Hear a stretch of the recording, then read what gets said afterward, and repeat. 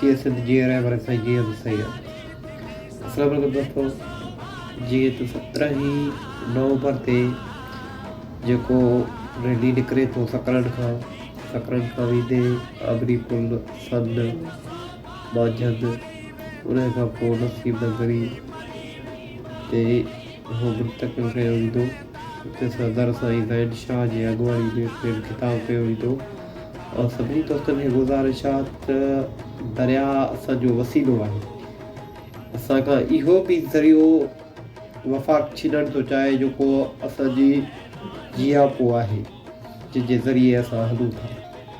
ख़ुदा जे वास्ते उथो, ही सिर्फ़ु क़ौम परस्त क़यादत जो मसइलो न आहे, ही सिर्फ़ु साईं ज़ैन शाह जो मसइलो न आहे, ही सिर्फ़ु सदार ख़ान कुरैशी जो मसइलो न आहे। असां ई तव्हां सभिनीनि जो हारी मज़दूर ऐं सभु तबिके जा माण्हू जेके बि आहिनि भरपूर उथनि इन एहतिजाज जे काल में भरपूर साथ ॾियनि, जीअं असां ही वफ़ाक़ जो चाल रद्द करे छॾियूं।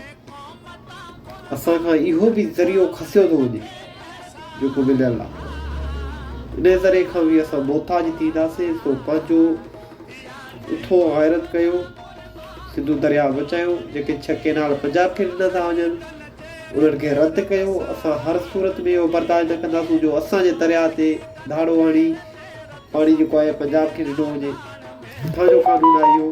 असां हरगिज़ इहो सिलसिलो बर्दाश्त न कंदासीं।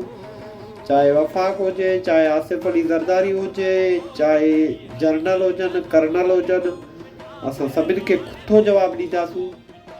असां कंहिं बि सूरत में इहो इस्चाओ मंज़ूर न ॾियणु ॾींदासीं। खणी छो न पोइ असांजूं खून जूं दरियाऊं वहनि या असांखे मारे पोइ दरिया ठाहिनि सिंधी क़ौम खे ख़तमु करे। बराए महिरबानी तव्हां सभिनी दोस्तनि खे अर्ज़ु आहे 17 तारीख़ ते साईं ज़ैन शाह जो भरपूर साथ ॾियो ऐं उथो। ही असां ई तव्हांजे सभिनी जो मसइलो आहे, सिर्फ़ु साईं ज़ैन शाह जो मसइलो न आहे। जीअं सिंध जीअं रहबर साईं जीअं सिंध।